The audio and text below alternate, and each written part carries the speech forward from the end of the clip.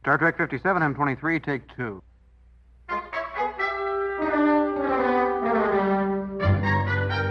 It's got Star Trek. Episode 46. Lower Decks, Season 1, Episode 10. No small parts. Sorry. I mean, get the captain to the biobed. Quick, quick! Did we save the Cerritos? Working on it. Ooh, I got it. One illegal virus, but someone has to take it to the ship. But who's small enough to go undetected? Yeah, and who can survive in space without a ship? Someone who can travel with the program safely stored in her hard drive. Peanut Hamper! You can load the code into their ship using your robotic abilities. Oh my gosh, Peanut Hamper, you're gonna save the day! I'm gonna pass. I'm sorry, what? All that stuff sounded way too scary. What about the needs of the many? I joined Starfleet to piss off my dad, not to be a virus bomb. Peanut Hamper! This is not cool! We're all going to die! Peanut Hamper! There are so many lives at stake! You know what? I'm just going to beam myself out of this whole sitch. Sucks to be organic. Enjoy having all your guts flying out or whatever. You know what? Peanut Hamper is a stupid name! Are you feeling good? I'm feeling. Are you feeling excited? You feeling excited for the show? Do you have any clever segues into the show, Dan? Shodan. You know, just to ease us into the show? I do. This episode could have been benefited from being a two-parter. I understand why it wasn't, but I think there was some. I mean, they didn't have to. Thank you, Dan. That's a wild thought, Dan. And I know it's easy to say that a lot. It's just very good. It's just the whole Pakleds thing was really heavily dependent kind of on prior knowledge. I mean, they explained it all. I loved it. I thought it was paced really well. I thought it was paced really well, too. I thought it was great. It's one of their best episodes. Yeah, no, I thought it was fantastic, and I'm not just saying that to be cool with the crowd. I want to say that I thought it was really great, and it's so great, and it was paced really well that I thought I wanted to see, like, certain things explored more, you know? But they didn't have to, obviously. Okay. So what we got to do is we got to explain what we're talking about.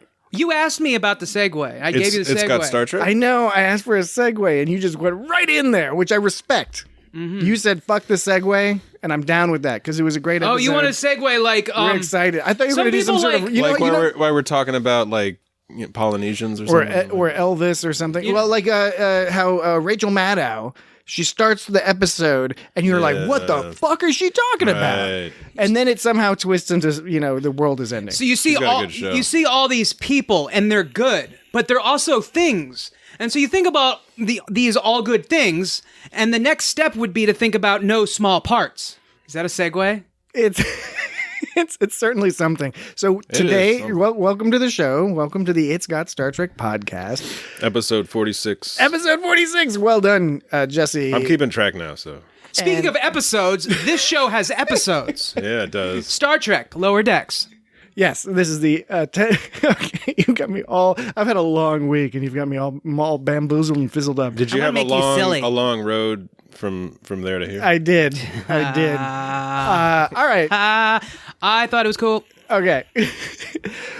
It's got Star Trek, episode 46. We are discussing the season finale of Lower Decks. As you've already heard from Dan, he thought it could have been a two-parter. I loved it. I thought the pacing was great. And Jesse, I think, what did you say? You said you liked it? We're just getting that out of the way at the beginning here. I liked it a lot, and I'm not really sure what you're talking about with a two-parter, but we're gonna hear about it in this. I think it's going to cause a wrestling match. We can go right in it. We told the audience what's going on for the moment, anyway. I mean, it didn't have to be, but it's just like, for example, and I want to reiterate once again that this was a really exciting episode. It was super awesome. They did a lot of awesome stuff that they haven't done before, or at least one or a couple things. And for example, the whole exocomp that was fun. Peanut hamper. Peanut hamper. Okay, you're right. Okay. Peanut hamper. It didn't. It added to the episode in the sense that it was humorous, but what did it really resolve by being there? What was? Yeah, right. What did it really? I think they're setting up Peanut Hamper. Sorry, I'm acting like a lunatic tonight. It's okay. Be yourself. I'm letting the mask fall. It's like, this is podcast Patrick. This is real Patrick. Oh. Yeah, I think that the hand gestures. Yeah, the hand gestures. The audience can't see. Peanut butter. These hands are all over the place. Hamper. Wrong show. Peanut Hamper. Mr. Peanut Butter. Peanut Hamper. I think we'll be back. I think the Pakleds will be back. I hope think so, Peanut. yeah. I think Peanut Hamper may find herself in control of the Pakleds. That's just a guess. I'm just a brainstorming. Do you think the guess. Titan will be back? The Titan is definitely going to be back. So we're starting at the end here. Yeah. The Titan will be back because we'll get to it in the end, but obviously the way they leave things at the end of the episode, Boimler is on the Titan. So presumably, at least for one, possibly more episodes at the beginning of next season. I've heard rumors that for a while they're going to keep them separated. You know, So there might be some nobody said Riker and Yeah, I Troy was action. specifically avoiding referencing that song. Not Nobody- because I dislike the song. I was but- going to say, Jesse, nobody's going to say, gotta keep them. All All right. We're just not going to say it then. It was in my head. We're not going to. No, But we're I not chose gonna not to say No, it. I appreciate that. I myself didn't paused and didn't do it. So sorry, audience. You're going to have to deal with that. You're going to do it yourself. Yep, do it at home. yourself. This is an interactive podcast. That's It's an interactive podcast. It's one way we interact. We do the setup. You do the punchline. There you go. Yeah. All right. It's really we're really doing the hardest part here. So you should thank us. Yeah. What was that show that had like one guy did the setup and the other guy did the punchline? I can't even Spy remember. vs. Spy. No, that was not.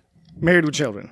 No, it was like a recent show where the whole thing is there was one person who was like, Dateline NBC. he was like, I'm the setup guy and I'm the punchline guy, and I think they were fighting or something, so there were problems, and then they got together and then they Was switched. this on the new Netflix Unsolved Mysteries? No, it was like I feel like it wasn't Community, I don't think, but it was something like that. Community doesn't count as a recent show anymore. Well, when I say recent, I mean fairly like old. not from 2 decades ago. Okay, that's what I mean. Fair. That is fair. That is the rule that the Ask Historians subreddit uses. Oh, 2 decades? 2 decades. Yeah, I mean, I was talking to Ask someone. historian. Ask. Yeah, it's a great subreddit. Not the Ask Historians. That's a different, The Ask historian. likely, Well, on the flip side, also good subreddit. I'm going to check to see if that subreddit exists. real quick, quick. Bronze Age Ask. Real quick, I was talking to a person, and this person was saying, "Oh, you know that movie? It's really old." And then they were talking about a movie that was 7 years old or something, you know. And I'm like, "That's not what I Was think this of as really." Was this one of those young people you see? You see more and more of these young people flitting around there. While they're just like walking around in the street. Like Not- 7's a big number for them. Like yeah, I can see that for this person. Like, they were younger, but not that young. Yeah. I think they were just a little like that. What does that mean? They were just like that, you know. Who knows Like who one of knows the- what's one of really those- going on with them? one of those people. One of those guys. So I liked how. Okay, we're still talking about what are we talking about? We're talking about Lower trying Decks, to, episode 10, Yes. no small parts. I know. I was about to talk about something from the episode, but I didn't know. I can't remember if we had something subject. Some subject. No. Yeah, we were talking about how it's You gonna gotta be the bring us- Titan- you gotta Titan bring us episode. back. Circle it back. Circle it You're in back. control today, Dan. Well, speaking of referencing the past, they began the episode with an awesome when they showed Kirk, an image of Kirk, and I believe it was Spock. Yeah. It was from, So it was from the delightful. animated series Yeah, that was version. great. I thought that was an Yeah. awesome. And they touch. went to the planet from Return of the Archons, Right. which had the computer that was telling everyone what to do. Which I think that was similar to an episode of the Twilight Zone. I believe did a similar sort of thing where where a guy would go in the cave. I don't know. It could be I'm just mixing them together. But Return of the Archons is definitely a great reference. And I like the idea that they're sinking backwards, right? Which makes sense. Yeah. Right, the critique always. I mean, the old Star Trek. It was always about we're going to an adventure, have a moral tale, save the day, fly away, go on some other adventure. And of course, one of the critiques is like, well, what happens to those poor people when you've gone? And here we go. That's what happens. Yeah, and that was basically sort of a result of the format of the show, making it, one way to one. I mean, there were many directions they could have gone, but it was kind of like the Nobody ever went back to the planet. yeah, it was Nobody ever went back to SETI Alpha yeah. 5. So it was a reference. This is SETI Alpha 5. It was a reference to the history of Starfleet, but it was also, or the Federation in general. I don't know which you want to say, but it was also a meta reference on top of that, in that it was a commentary sort of on Society. No, not that far. Just how the show was. Oh no, I mean necessarily. You mean the idea society. that society can Okay. regress if people don't sort of have constant vigilance. Okay. Oh yeah, no doubt. I was more going for the way that the show is set up to keep it interesting to the audience, which is why it's really funny that this whole it made me think about the whole second contact thing that they do again, because I kind of didn't think about that too much, and I was like, oh yeah, they do need someone, I guess, to follow up. It's not as sexy, but Except they're following up like 120 years later or something. yeah, as she put it, it's not until shit falls apart that they follow up, which is also very true. Like that's happens too many times, and it's really frustrating. So I agree with your assertion there, Patrick. Great. All right. This is we've talked about the opening scene, the teaser.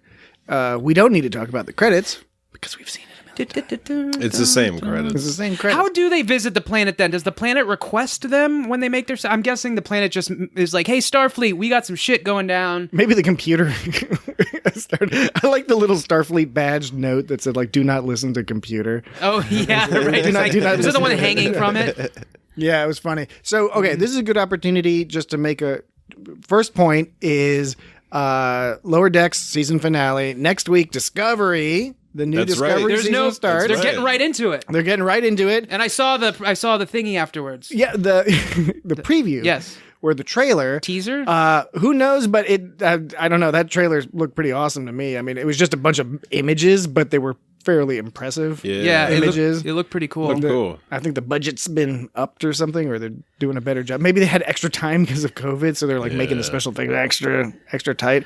It looked cool. I wonder if people are some of the more people who are a little bit more critical of the show are going to worry that it's going more in a direction of the hated J.J. Abrams or whatever, which is not my opinion. I wasn't especially a fan of like Into Darkness, the second one. Yeah, I wasn't a huge fan of that one. I was like, whatever, but like I have nothing against the J.J. It definitely takes a different style. Yeah, that's the thing and even with Into Darkness, I totally understand people's criticisms of it. It's sort of fine, and that's not great. When you're a Star Trek fan, and especially in the context of waiting forever for Star Trek, it's a little harder to deal with sort of substandard Star Trek. Yeah, the only way the reason I enjoyed that actually on first viewing was for kind of tacky reasons. It was like a circus reasons. I went to a theater that had, that their version of IMAX, which isn't true IMAX, but it's a big screen, and I was just up close enough to feel like I was right there, and they had the Dolby boop snaps. Did you like it when Spock and Khan were wrestling around? Yeah, sure. Why not? Why wouldn't one like that? I like pretty that hot. And I did the 3D thing, which I know is like a blah blah blah, but like that's fine. Okay, He did the 3D thing, but that's when I enjoyed it because it just blew my senses away. And then but then I also recognized I was like the only reason I'm sort of like getting my willies shivered is because of all this hullabaloo around, which is not Star Trek sensory information. Yeah, which is not the point. There's a bunch of hullabaloo that's And- shivering your willy. As a bonus, this particular digression was still about Star Trek. Totally was. So that's pretty we good. did it. Excellent. We're doing Good job, it. guys. We're doing Congratulations. We're doing it. So even our tangents can be. We'll start talking about Discovery next week, I guess. I mean, normally we would want to do like a wrap-up we could episode. start talking about it right now. It looked cool. It did look cool. But it looked pretty cool, so we'll see how that goes. It's exciting. There's so much Star Trek, so and then the other announcement was that Kate Mulgrew is going to reprise her role as Janeway on that new Star Trek Prodigy Nickelodeon show. Yeah. Now that one's presumably a little bit more, is specifically geared towards children. But doesn't mean I won't catch it. I'll be interested. I don't know if we'll review it here or not, but I'll definitely be keen to check it out. But anyway, so that's what's coming up. We're not going to, I don't know, we won't be able to really do a wrap-up episode for Lower Decks. We're going to go straight into Discovery, I suppose. This is the wrap-up. When you had that kind of lispy thing going on, just a second, it reminded me of a line Freeman had near the end of it, where she dropped into a lisp for one line. She goes, "Did we save the Theritos?" She did when she was all laid out after being fucked up. She was all laid out on the doctor's Was table. it from her injuries she was talking like that? I just think it's the way the recording made it sound. It made it sound like, "Did we save the Theritos?" Well, it's probably medication and stuff. That's how it goes. I don't think it was planned. So before we go into the rest of the episode, Just in case, like we like to do, let's discuss any notable guest stars. Rich Fulcher. Rich Fulcher, that's Yes. right. Rich Fulcher. The best, yeah. He was, I guess, the Pakled captain. Yeah. People will know Rich Fulcher. Possibly two Pakled captains. Yeah, he might have been too. He was on Mighty Boosh. He's been Ricky Morty. was Captain Jacobog, I think. Jacobog. Yeah, I think that was his name. Snuffbox. Snuffbox, Disenchantment, Bajillion Dollar That's Properties. right, he is in Disenchantment. Bob's Burgers. He's on Adventure Time a couple times. Snuffbox is the thing to check out, though. If you want proper Rich Vulture, check out Snuffbox. If you can't find it, email us at feedback@itsgotstartrek.com, and we will find a way to get it to you. It's only 6 episodes, 6 low-resolution episodes, and it's brilliant. You'll have a good time. And if you really get into Rich Fulcher, you can dig into the Indoor Kids podcast for his string as Mr. Scoops. Oh, no, that's not on the Indoor Kids. That's on... yeah, that's Indoor Kids. No, it's not on Indoor Kids. Yeah, it is. That's on Grandma's Virginity. Oh, you're totally right. I'm sorry. I'm fucked up. You're right. But it's okay, because Indoor Kids is also a good podcast. Yeah. I'm totally wrong. Indoor Kids is Kumail Nanjiani, Yeah. right? And Justin Roiland and Ryan Ridley. Wait, you just said Indoor Kids is Camille Nanjiani, Justin Roiland, right? That's not true. No. I may have conflated the two together. Ryan Ridley's done a voice on Lower Decks. He was a voice on this one. He was a voice Was he on this episode. one? He was a Yeah. Bajorn guy that was like telling Tendi, it's like, cool, maybe you could, Help me out. help me out if you're looking for something to do or whatever. I don't know. It was Ryan Ridley. You can recognize better than anybody. He's got that like single voice. Yeah, but he sounds a little like Rutherford. But yeah, Grandma's Virginity podcast. You're right. That's even better. That's like peak Rich Vulture's Rich Vulture. Rich Vulture. Mr. Scoops. Who did Landrew? Who was the voice of Landrew? I don't know. I didn't look it up. Sounded sort of vaguely familiar, but I just couldn't place it, and I didn't. Sometimes look the it main up. characters do other voices. I've noticed. Jack Quaid and that's them. true. Yeah, They'll occasionally do like a single side voice, but So Rich Vulture, Grandma's Virginity podcast, Snuffbox. This episode, great actor. Of course, Jack McBrayer returns. Oh right, yeah. In the role of Badgie, as we predicted that Badgie would come back. Maybe a little earlier than we thought, but definitely. he came back. Then there was a guy named Jonathan Frakes. That's right. He's primarily known for Gargoyles. He played the adult. good show. He played the adult Finn on Adventure Time. I didn't know that. He was on Falcon Crest, Quincy M.E. Falcon Crest. Whoa. Played a part on Dukes of Hazzard. Really? Yeah, The movie? No, the TV show. The original. Oh, he must have been young. Barnaby Jones. 8 is Enough. 8 is enough. And he had an uncredited appearance as trombone player in The Librarian 3, The Curse of the Judas Chalice. Does he actually... Is that a post-Star Trek thing? Oh, yeah, that was, yeah. So does he actually play trombone? I forget. Or is that just like... I believe he actually plays trombone. Good, what a guy. Good old Mr. Frakes. What kind of trombone does he play? Like He's a director of some note as well. Some note. There was Ensign Peanut Hamper was played by someone named Kether Donahue. I don't know. I'm not familiar with her, but I thought she did a good job. I was in the wondering role. who that was because I couldn't tell that voice. There was another lady named Mabadidu. Marina Sierratis. She was on Yeah. Gargoyles too, wasn't she? Yeah, she's primarily known for The Wicked Lady, Space Riders, The Return of Sherlock Holmes, Waxwork 2, Lost in Time, Dude. and of course Gargoyles. Yeah.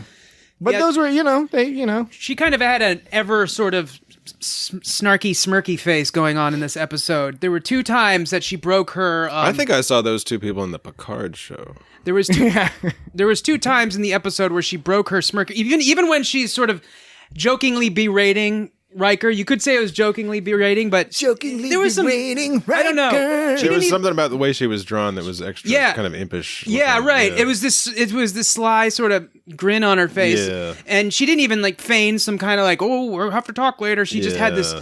And then she broke it down when she told 2 times. It was the first was when Ransom was hitting on her or somebody, and she was being very sort of non-therapist like, saying it. Well, she wasn't in a therapist context. I mean, yeah, she wasn't. She was being hit on by a bro dude. That's true. That's a good point. Is she the therapist on the Titan, or is she like the first officer on the Titan? Maybe a little of both. Maybe both. So She's not the. I don't know. Probably I not haven't read the first, Titan yeah. books where they go into details. I wouldn't guess her to be the first officer. I suppose she could. Are there Titan books? I should check that out. She should be the captain. So Riker should be the chef. which Yeah. she told him Pizza chef. You exaggerate confidence to mask an ocean of insecurity. She didn't need that adjective, an ocean. Well, the noun.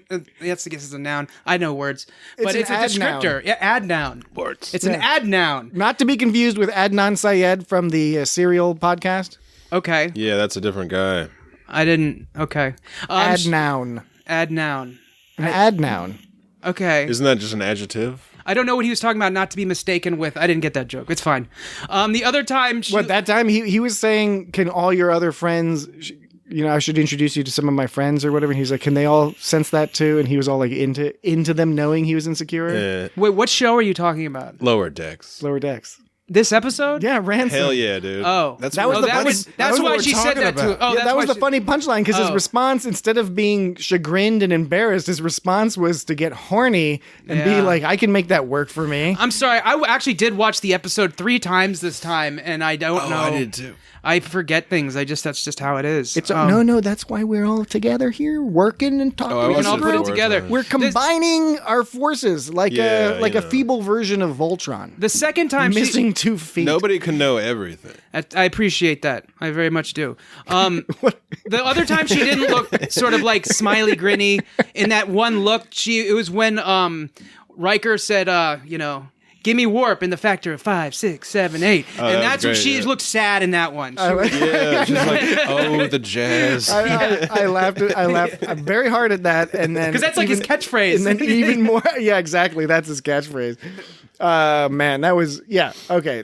And he said he was like watching some like holodeck shit of like the Enterprise, the old Enterprise, and like, Archer and those guys. Yeah.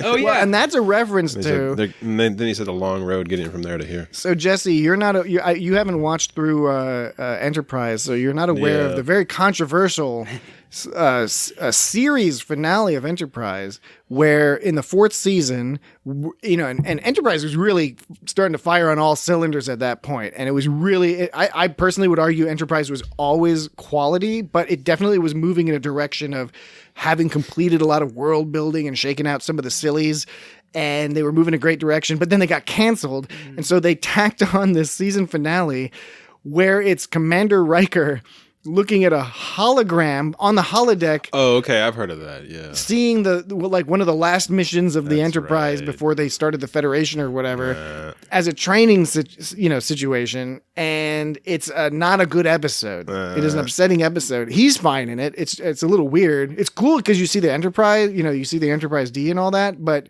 totally, it's a problematic, and that's why he made that reference. Yeah, okay. So it's that rules. It's canon now that the last episode of Enterprise took place during this episode, Stardate. That's it, unless not necessarily, because I thought of that, but it doesn't specify that he doesn't do this frequently. Okay, you're right, but it's still okay. Yeah, right. That would be a different kind of. That, and I think in that episode, so you think the joke Troy is in that episode, I believe, so she would have known about it.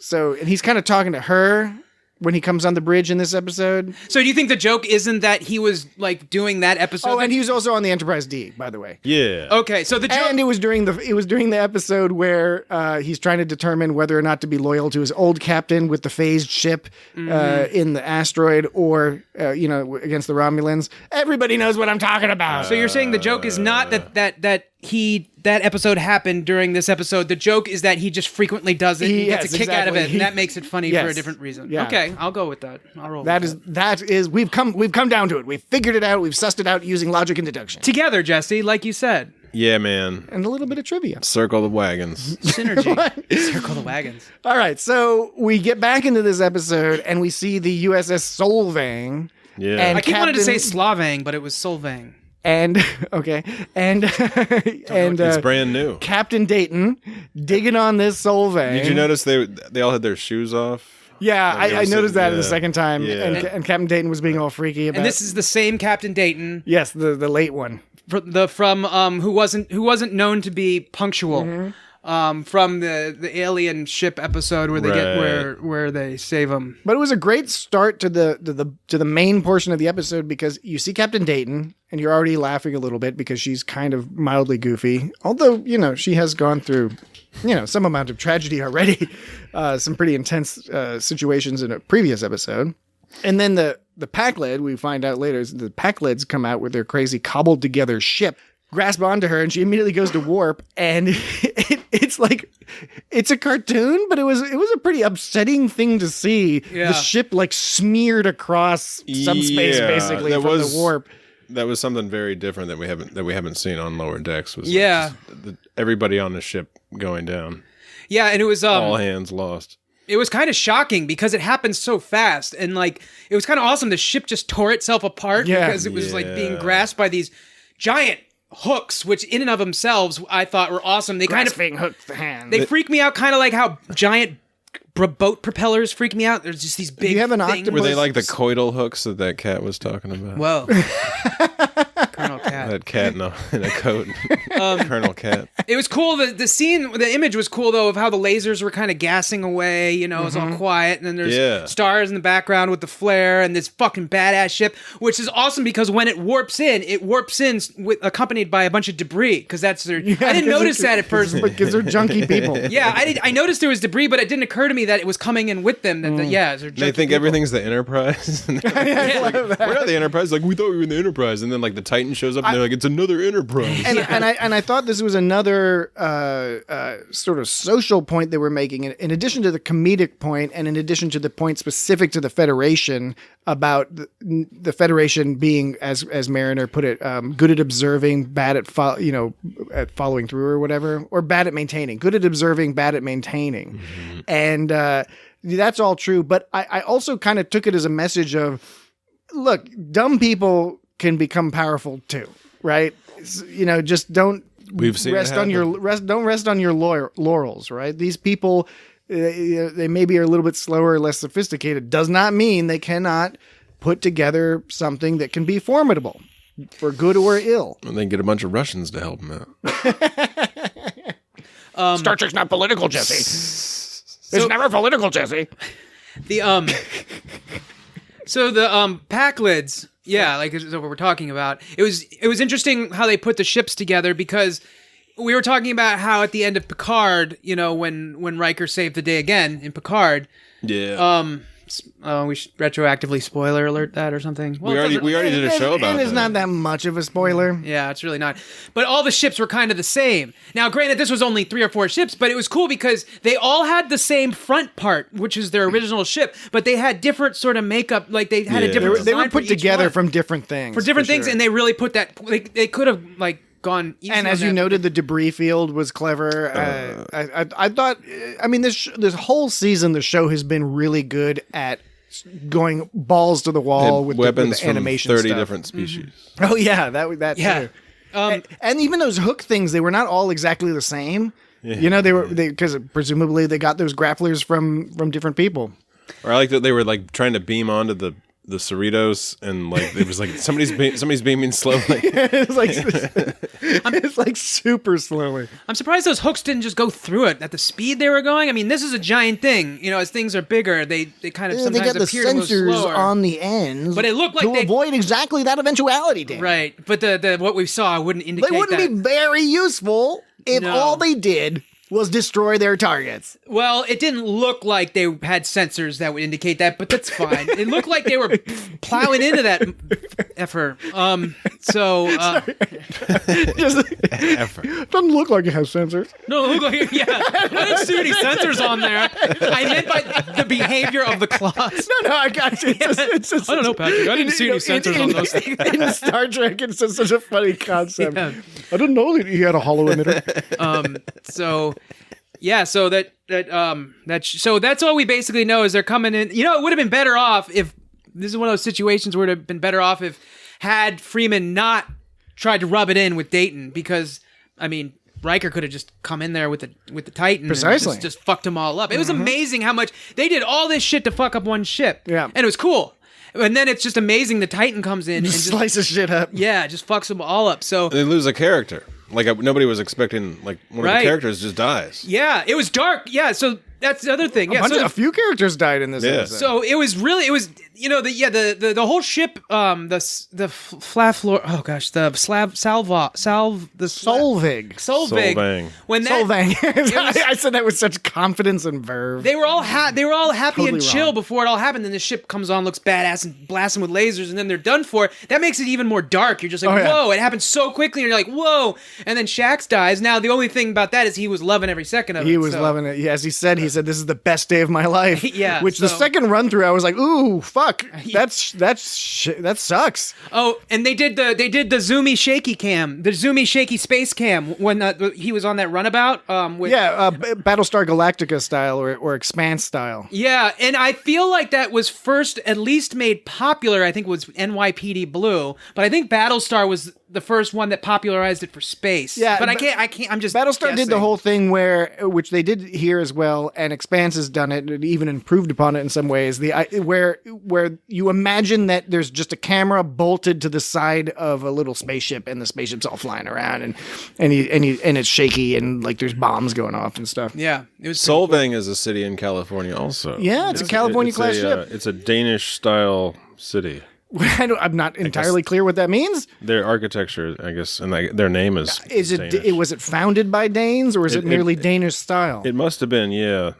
The city has Danish heritage, apparently. Well, there you go. So what is the difference between a California-class ship and a Sovereign-class ship anyways? Who knows? What were you going to say, Patrick? Sovereign class is an older class. Enterprise E was a Sovereign class, wasn't it? Yeah, I think Enterprise E was a Sovereign class. I thought Enterprise was an Enterprise class. Because that's the Constitution joke. class. Like I don't want And then my ship to come out looking all Galaxy class, Sovereign class. Excelsior. So Wait, weren't you talking about Okay, some we're old going to go through the Enterprises. All right, the first Enterprise. Wait, before that. Constitution class. Okay, wait. The second Enterprise was an Enterprise. Wasn't there Constitution class. Wasn't there a boat that was But the Enterprise A was an Enterprise. That was Constitution class. I swear at one point in time you told me there was a boat in the past days that was an Enterprise. It was an Enterprise class ship. I don't know if there's an Enterprise class ship because I don't know about wooden sailing frigates. There's an aircraft. I thought there was an old ship called the Enterprise, the HMS Enterprise. There was we're going all the way back. We're naming all the Enterprises. So there was the Enterprise aircraft carrier, as Jesse mentioned. There's Enterprise Rent-A-Car.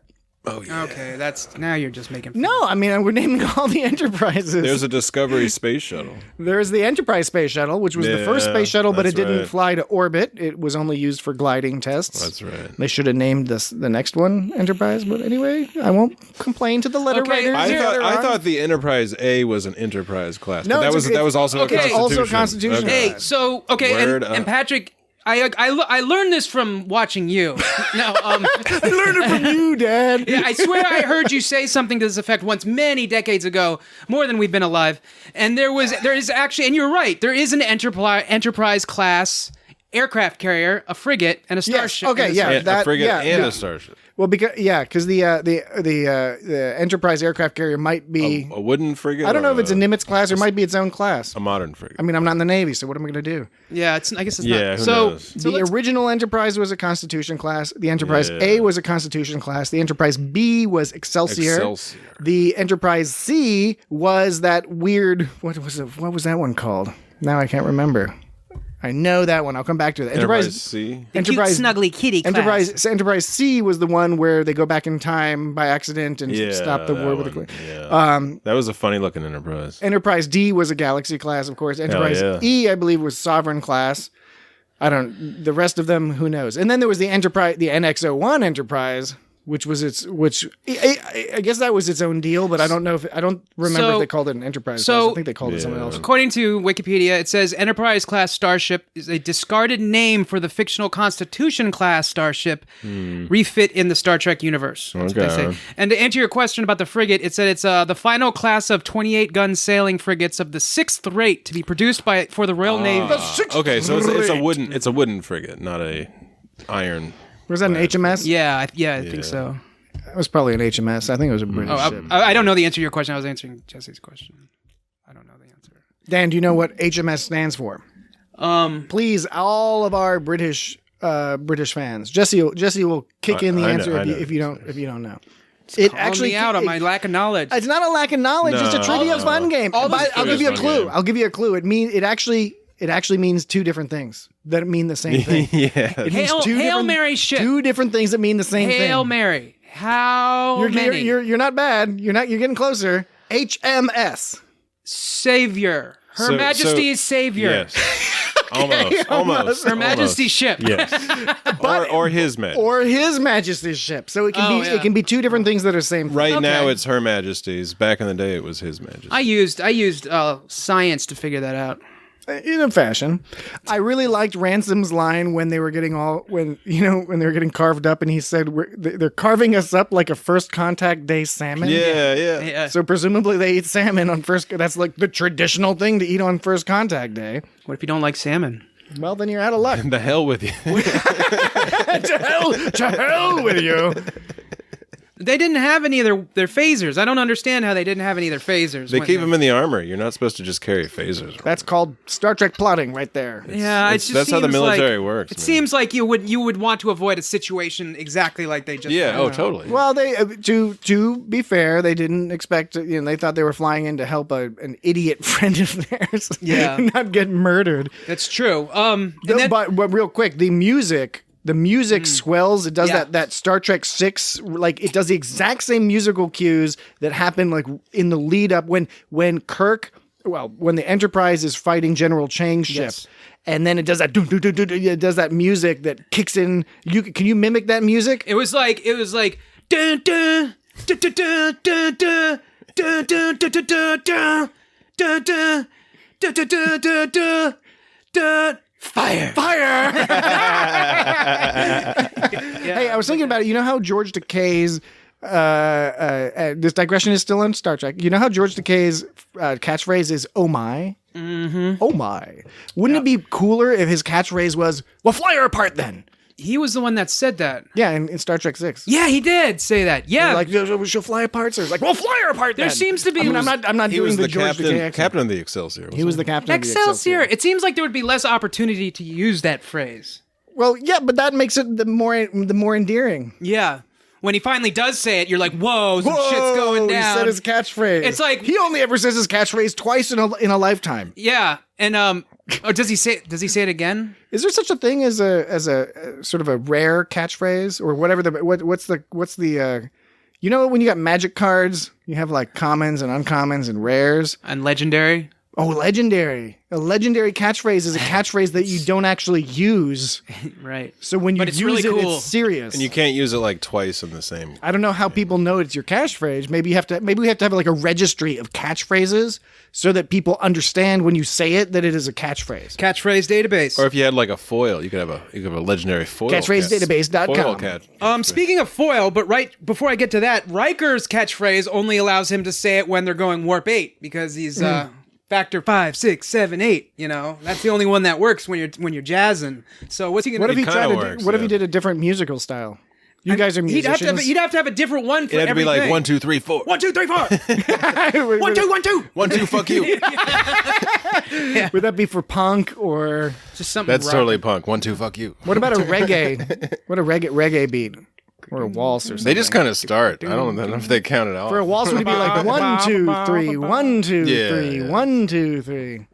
I know a little bit about music. Speaking of foil, Boimler had a saber, like Takei had. And speaking of Takei, Like Sulu. like Sulu had. So Commander of Hikaru Sulu. Speaking of saber. speaking of foil saber and George Takei, he had a foil, right? Was that considered a foil, or is a foil the other kind? A foil is different than a saber. A foil is the pointy one. That's all. Foil is round and pointy. Yeah. round and pointy. Well, maybe he had a foil then, and not a saber. Say you're right. You're right. The difference is a foil has a point. The saber has an edge, and the think- foil doesn't have an edge. I think that's, if anybody knows about fencing, if you're listening, people in England or Call us something, up right now. people in New England. It's got Star Trek. New England. So then they all had weapons that I'm guessing were from something when they were fighting. Speaking of not having phasers, they had Ransom, who had his fist set to stun and kick set to kill. Just like, why not set them both to kill? Yeah, I know, right? And he did a double hand punch, which is not to be Yeah. mistaken with the double punch that Mariner did in the episode before. Yeah, the double hand punch was just sort of like that, wasn't it? It looked like a variation on the what No Holds Barred refers to with Hulk Hogan, the classic double axe handle Star Trek move. Right. It was like a variation because it went up. But doesn't he I think they say? grabbed. Doesn't he say double hand punch? He says it like it's a says video it, game, like yeah. Street Fighter. He goes side roll, Yeah. double hand punch. So he does that. Boimler has the foil. Shax has some kind of weird two mini batliths that I'm sure we've seen in something before. I do not recall the name of those, but they are a weapon we've seen Worf tooling around with. Yeah, Mariner had. Well, I know that there was one where they had like a two-handed. I don't know. It's not like maybe that was a dagger. I don't know. But Mariner had a batlith. And we all know what that is. Freeman had... Is that the same batleth she had in the first episode? When she presumably. Yeah. I don't know how many... Yeah. Well, Shax gave her a batlith in that episode. He gave her another batlith when he gave to Boimler. Oh, yeah. Freeman, almost done. Freeman had this weird blade mace. I'm sure we've seen that, too. I mean, that just looked like something I've seen in a million fantasy games. Like The Witcher 3, Wild Hunt. Yeah, that's a cool game. Or Skyrim. Billups had the most classic, which I think he had that toy Spock helmet that they sold for a while online. It's some weird is that nonsense. what that was? I was trying to sort that out. It's a toy. It was this helmet that said Spock on it. And it said Spock on the front with like a red police siren on top or something. It's called Star Trek helmet. It looks absolutely ridiculous and like nothing like Star Trek.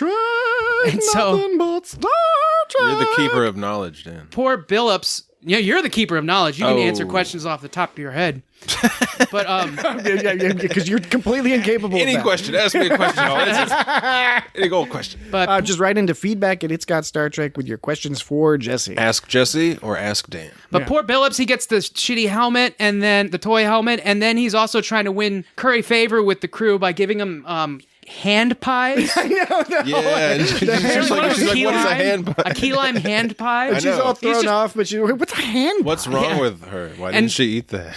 It is insane. I bet it was Boimler delicious. was right to just grab that key lime hand pie. You could say he was kissing up to her, but part of me thought he was lonely and just trying to make He's still lonely. They've friends. really done such a subtle job over just a couple episodes to you start to. I'm looking forward to a rewatch because in these last few episodes, you really start to notice. Oh, he really is sort of reaching out for some friendship. He really wants to hang out. I've never heard of anybody making a key lime hand pie. I don't even know what I want to have. Well, a hand pie is like a fruit pie, like what Bobby Hill. Yeah, like what Bobby Hill eats. I love fruit pies. Yeah, exactly. That's never it's heard a of hand. It's just an old fashioned name. If you find yourself in the United States of America, somewhere along the Mid-Atlantic seaboard, eat something fried, you can find periodically an Amish store. Or a store that sells Amish goods. Oh, yeah, those guys make pies. They'll make some... Yeah, it is a fake. I mean, I was going to get to that. It's kind of fake Amish. But they purport to be Amish pies. You can get blackberry pies. The pies are very real. If you're boring, you can get an apple pie, but it's real good. And they got like a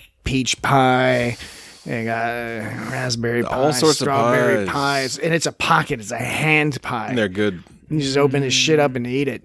That does sound really good. So get your way over here. Get your ass over here. Get your ass to the chopper and fly across the Atlantic or the Pacific, wherever you need to go. Or if you're in some other part of the country, get yourself some hand pies. You can get them shipped to you, I'm sure. They won't be as good. You can look on the internet and make your own hand pie. It's not that hard. I'm sure you could, but you would lose some of the magic. Oh yeah, some of the magic of just getting handed a hand pie, and to think I don't got to have a plate or nothing. They should pass them a hand pie. You could go to 7-Eleven and get it if you live in an area that has 7-Elevens. You get an okay. It's not quite the same. No, they all kind of taste like sugar. Yeah, but they're all right. I'm kind of I'm partial to them once in a while. You want the ones with the good crust. Yeah. With the good crust. Exactly. You want the ones with the good crust. The 7-Eleven versions are like basically like the Hostess kind, but like, you know. I was reading an article about I wouldn't count as an article, but one of those like these are the top one of those clickbait things that just says the same thing rephrased over and over with a bunch of commercials in between each sentence. See these celebrities how they look now. Yeah, well it was this will shock you. Is The you. Rock actually made of rocks?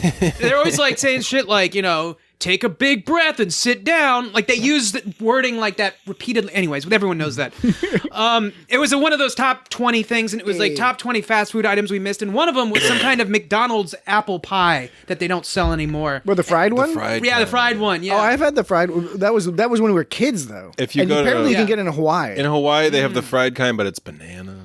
Ooh. Exactly.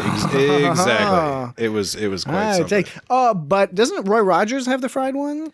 I don't know what Roy Rogers has anymore. Yeah, It they might be do. Roy. I think Roy Rogers They still. do. They have the fried And possibly fried like apple a pie. Hardee's or a Carl's Jr. Yeah, because Roy Rogers and Carl's Jr. and Hardee's are all owned by the same people. They merged. Because I remember when the big deal in Falls Church was when the local Roy Rogers at Loman's Plaza, which is now Graham Park, was replaced with a Hardee's. And then it was a McDonald's. Yeah, McDonald's hung around. Anyway, so Back to Star Trek. purging Hand people pies. during the Red Hour. No, we're past that. It's got hand pies. Oh, they reference Gamester of Triskelion. Yeah. That was I was going to say that. It's another TOS reference. Yeah, so references galore. This is skipping back to the beginning, I guess, but how did they expect to beam back up after they beamed down to sell these, what looked like crayons in a cigarette pack?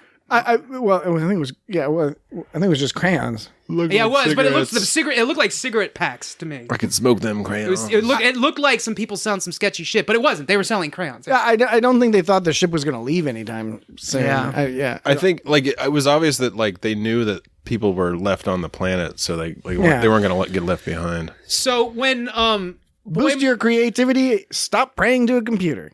Yeah, that was one of the things she was saying as she was tossing out crayons. She didn't know what the compass was. She was like this spiky pencil turn oh around. yeah, that's right. So when Boimler gives the reveal, of course, that he knows that Freeman and Mariner are related, mother and daughter. Freeman is the mother. She said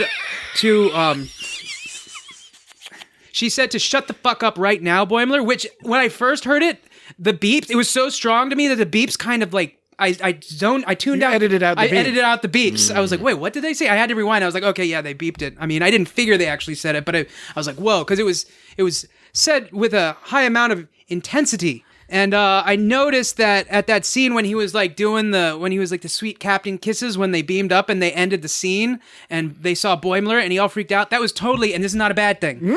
He was totally like a Rick and Morty kind of freak out pose. It was totally, and I've said SpongeBob for whatever reason reminds me of Ren and Stimpy like in some weird way. So that wasn't any kind of judgment. I just thought it was interesting because I don't usually think of Rick and Morty when I see it, even though I know that it's part of the same deal. Oh, they referenced Captain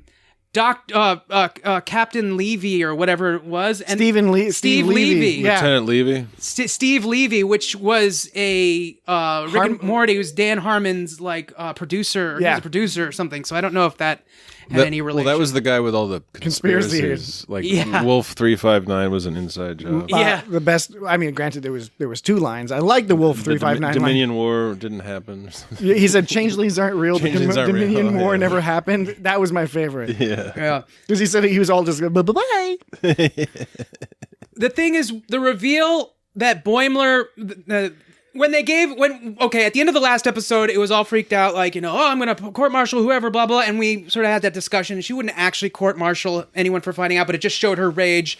And showing the preview for the next episode, it seemed like that reveal was going to be more meaningful, but it was in the sense that it moved the plot forward because it made her want to, behave all anal and stuff so she could get transferred off the ship so she could start over. But it wasn't like anything really. It wasn't a big deal. Ultimately, the Captain Freeman was just kind of like whatever. Like, maybe we should just start working together. So it was kind of like the last episode I was the first time I realized that no one knew, and then I find out now everyone knows. It's like not as big a deal as they made it up. And I interpreted that as that was the point, in that it really wasn't that big a deal. It was only a big deal to Freeman and Mariner. Yeah. No other people cared only insofar as it could benefit them. Maybe the Admiral, but he probably doesn't care anyway because he's just the Admiral. Like, yeah. The dad? The dad, yeah. Who's Mariner's played? dad. You know who he's played by? I forgot. I shot Marvin in the face. Oh, really? Not John Travolta. You know who played Marvin in Pulp Fiction? Oh, I thought you were talking about John that Travolta. guy. Given No, the that guy. Phil Lamar. Phil Lamar. Okay. Phil Lamar. Oh, He also played the. wasn't he Key and Peele? No, that was a different guy. Oh, He wasn't he Samurai Jeez. Jack? No, he might have been Samurai Jack. He does He does a tons lot of voices. Wasn't he on voices. Mad TV? Voices. Yes. He was on Mad that's TV. what it was. That's what I was going for. Hey, I was close. And he was on King of the Hill. Do you remember what role he played on King of the Hill?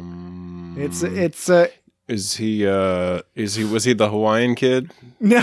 Kalaliki LA. You know what? Actually, he was a few roles. No, the main one. that was Brendan. That was Brendan Fraser. Yeah. The main one I remember from King of the Hill for Phil Lamar, might be his only one, I don't remember now, was he played the Texas Ranger in the 2-part King of the Hill episode. With Debbie Grun. Yeah, That was where Hank smokes weed and thinks he might have killed a girl. Reese Witherspoon. Yeah, that was Debbie Grun. That was an epic episode. That was All right. that was my so favorite. assignment to the audience: go watch all of King of the Hill. Yep, just watch it all. If you've seen it before, no problem. You're getting these references. If you haven't, you're going to want to get these references. You're gonna want to. Start at the beginning. Start at the beginning. And by the way, if you've already seen it, go watch it over again. Just watch it again. Why not? I'm sure it's available somewhere. Watch it, all the Tom Petty bits. I thought you were going to say watch it all the time because I would have supported that. just put it on in a loop and just occasionally be like, oh. Yeah. Just watch it all the time. Aisle 8A. Keep it in the wallpaper. See, if you watch King of the Hill, you'd get the aisle 8A joke. Mm-hmm. Or all the jokes we make about Ted Wasana-san. Don't put a Band-Aid on it. Whatever you do, don't use a Band-Aid. And that's a great reference. That's a great reference any non-King of the Hill fans are going to be missing out on. Go watch King of the Hill. Yes, Come on. good. My show now that I watch in the background is Bob's Burgers. Yeah, it used Bob's to be Burgers- King of the Hill for the longest time, but I just watched Yeah, I watched it for over a decade on repeat. So yeah, Yeah. Bob's Burgers is also while known. I go to sleep while I'm doing house stuff. Both of my children watch Bob's Burgers. So, okay, we have the, cool internet that you can turn off individual computers. So we control our children's internet usage by having a schedule. So the internet cuts off at a certain time. And so I can know exactly what time it is when I suddenly hear 2 different episodes of Bob's Burgers start up because both of my kids each have Bob's Burgers. They watch it on their computers without internet because they actually have it on their computers to watch. Oh, nice. That's good. That's good How long thinking have you been ahead. sitting there? 35 years. Now that's a King of the Hill joke, not a Bob's Burgers joke. No. Although Bob's Burgers is partly written by Jim Doterive, Yeah. who was also on King of the Hill. Bill Dotrieve. And Bill Dotrieve, the character on King of the Hill, is, I don't know if it's based off of Jim Doterive. Sure, It's got to be named Certainly after named him, after him. All right, what was it? Star Trek. Lower Decks. It was funny. Let's get back to it. So when Mariner, she were talking about how she wanted to get promoted to the SAC, as Boimler called it. Yeah. The Sacramento. Sacramento. which is, of course, in California. Boimler was doing the second time. This is the second time we do his hip swaying speed walking thing. Oh, yeah. Oh, And it's, did you notice that when she decided to act more professional, she started swaying did her it house? too. and that's what made him feel self-conscious about it, because he's just sporting it like all around town, like I didn't notice the self-consciousness. She had more hip when she went to the left. You could see like her butt go out more to the left side as opposed to the right side. I noticed that. more to the left. That could have been an angle thing. Hey, you noticed that? It was an Jesse? angle thing. Yeah. You noticed I don't the know. angle? I'll have to look at it again. I'm going to look at it again because I didn't notice I was looking that. at animated asses. But that I wasn't paying attention to Boimler, and now I want to go see him be chagrined at seeing her bounce her butt. because when she made fun of him about it, he was like kind of like, no, it's cool, it's really good, blah. And he like is so brave about doing this silly walk, and I actually have a lot of respect for that. But it's when she actually falls in line and starts doing it, that's when he gets weirded out. And he's just like, hey, so Hey, what are you doing there? Hey, what are you doing? You can't be acting all professional taking my job. Speaking of taking the job, I mean, this episode finally Boimler gets his comeuppance, I guess you could say. Although we'll That's see not how- the correct use of comeuppance. Comeuppance has a negative connotation. Okay, sorry. Okay, fine. I said it wrong. He would get his comeuppance if he was acting like a dick about people eating strawberry pies, and then somebody forced him to eat tons of strawberry pies till he died. Yeah, that would be more comeuppance-y. Okay, What's so this about strawberry pies? we were talking about hand pies, key lime hand pies. I'm a big fan. I mean, I love key lime pie, but I'm a big fan of the blackberry. Yeah, blackberry's a good pie. Blackberry hand pie. That would actually Did you know a blackberry doesn't make for a regular pie? Blackberry pie is no good regular pie because it's all falling apart. Yeah. Flavor's good, but it all falls apart. But hand pie, the ratio of the crust Right. to the filling, And it's all enclosed. it's all going in your fucking mouth. Since I'm talking about death by hand pies, it would have been more appropriate for me to say he got his just desserts. But There you go. but I was like, that's good. Okay, Excellent, Dan. He wasn't the butt. He got. I put the check mark next to entertainment. We have successfully entertained the audience. Everything from here on out, it doesn't really matter. This podcast has a very high entertainment value. Yeah, the average is the extremes are high enough now that the average is not going to go. It's unlikely to go below unless we start talking about the fucking bad topics. Yeah, bad topics. Bad we know topics. What that is. Yeah, we don't have enough to say. All sorts of horrific imagery through my mind. Let's not go there. So we're at the point of no return. No, it's not. That's not the right one either. No, that doesn't work. But that was funny enough that it does not affect the entertainment ratio. Yeah, because I did it actually on purpose. increased it a little I bit. actually did that one on We're purpose. doing great, guys. Yeah. So what's the opposite of getting your comeuppance when you're getting screwed over for a long time and you're getting foiled each episode trying to do the thing, and this time it actually works out for you? I mean, I just said what it was, but I don't know if there's some kind of clever little. I'm sure I knew no doubt. The English language has over 1 million words. It is an expressive language. So you guys don't know either. That's cool. I'm going to filibuster. This guy was an English sort major. of- He don't even know. to sort of convey as if I might know, and I'm teasing you, but actually nothing's coming to mind. Yeah. Well, he didn't get screwed over this episode. There. I'll shout out the word if I think about it in a couple minutes. It might be a few words. Shield at 10%.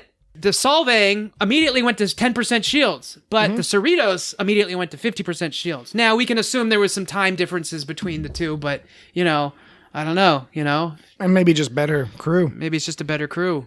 But yeah, that was dark. We already talked about that. So yeah, the Exocop, that was great, but what did it really serve other than being entertaining? Yeah.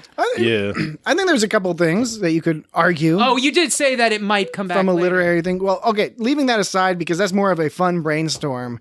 Anytime you see a character, especially a character that is left out in space that can survive in space, a la Lore, you should expect for it to come back at some point. And why did she beam out into space?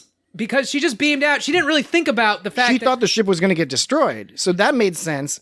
That's why I'm thinking in my mind, she can beam, so maybe she can beam onto one of the Pakled ships. Okay, and then slowly take over. So she didn't expect all the shit to go down, and it kind of foiled her. Because it seemed like she beamed out into space and was suddenly what the fuck is going on? Well, she saw them get rescued, and then I think she was thinking at that point, oh, now I could get rescued. Although, I don't know, you're right. But this mirrors the first episode. I mean, that much is obvious, right?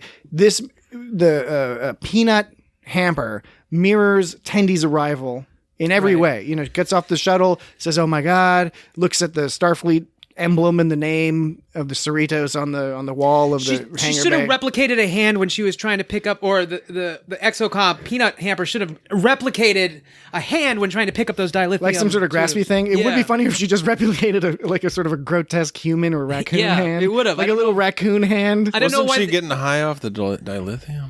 Was that the implication? Because I wasn't sure why she was I think she might have been. I think on the second watch... Maybe just to make Tendi feel better. On the second watch, I thought maybe that was the case, that what Jesse said, that she was digging on. Because she was acting a little bit sloppy, and she was like, oh no, I'm good. I think one purpose of it is to note that Tendi is still special, right? There are lots of recruits, and this recruit was similar to Tendi in a lot of ways. However, clearly had a different attitude, given that the Exocomp, hammer. The basket where you put your dirty peanuts. Ew. Yeah, that's what it means, isn't it? Yeah. Gross. Yeah. I didn't think of that. Yeah. That's really gross. Or put a hamper on my peanut. Hampering. It's hampering. No, I think it's the first one. You could pamper your peanut. Penis? It's not peanut pamper. Penis pamper? Penis pamper. You were trying so hard not to say penis. No, I couldn't do it. I didn't even try. I was trying really hard not to say it. But yeah, I think it's interesting to have a character mirror one of our beloved characters now at the end of the season, but to show us that there is not a specific trajectory that leads to Tendi. It's not like every road goes down to this. It's Tendi's character. It's her personal character that gives her such wonderful qualities, and we see a great example of that when Rutherford is healing, and because he got injured in the fight and he can't remember her, and her reaction is a brief moment of worry and then immediately excitement at getting to become friends all over. I thought that was really interesting, because you sort of assume that if somebody loses their memories, then they're somehow a different person, and usually when this happens in a story, it's like some kind of tragedy and strife, and there's a problem. there's two people that have a relationship, and then one person's all of a sudden different. But then she was just like, well, no, like, why does it have to be that way? Like, we'll still be best friends, and I'll just tell you everything that happened already. And and Rutherford's just like, well, I'm just going to go along with that because I'm Rutherford. Well, and he's got a similar outlook where he's very optimistic. Yeah. And both of them are. And he had that optimistic mode, and it was like, why does he have an optimistic mode? He's already. He didn't know it. Later it said extremely optimistic mode. Yeah, I have a list of all the different modes there were, but it was funny that he wasn't aware of the that is the ongoing joke, I guess, is that he's not aware of what this implant can do, but he had it put in his head. Yeah, and so for some reason he's like, here's a new button. We still don't know entirely why. A manual? Hopefully, presumably, we'll learn a little bit more. Maybe next season, maybe early next season during his healing process, where because he might get a replacement. Yeah, and we see if there was. It didn't seem elective, but maybe it was. Maybe it was during a mission or something. Somebody just fucking slapped that shit on his head or something, and he had to deal with it. Yeah, it was, and that was another sort of brutal part of the episode, is showing that Shax ripped that thing off his head. You saw his eye socket, and you saw his brainy bits. Yeah, so not sure how much of his, because he lost his memory, so not sure how much of his brain is missing. Yeah, but he seemed like a normal guy. Yeah, he seemed like normal Rutherford, where he was super optimistic, even without the. Which is why they make the point earlier in the episode for him to say, "No, this is me." When Tendi says, I think you're on one of the wrong settings. He's like, no, this is me. I think that was a clue for us to say that is him. Maybe some of his memories are stored and some of his capabilities are stored in the implant. But what we see on a day-to-day basis is largely him with a little bit of influence from the implant. Well, and one thing we should point, because I think we got to talk about this sort of the denouement, the end of Shax, the heroic ending. But leading up to that, Shax grabs Rutherford in sickbay, runs through, dodges all the Pakleds who were fighting. He always calls him Baby Bear. Yeah, calls him Baby Bear. He pushes the frickin' runabout. He pushes that shit out. But even before that, when they get on the shuttlecraft, right, and this was pointed out on Reddit and other social media, that, and I caught that this was the same shuttlecraft as well, but I didn't put it all together. The Sequoia. The Sequoia shuttlecraft, they've been working on that shuttlecraft or around it the entire season. From the very first episode, it is in every time they are together hanging out, Rutherford's fiddling around in the nacelle of the shuttlecraft or doing some other stuff, working on the transporters when he had the accident with Boimler. The shuttlecraft's in the background. They're constantly fiddling around with it. I don't know if it's a project shuttlecraft, if they're just trying to fix it up, or they're trying to soup it up and maybe make it cool or whatever.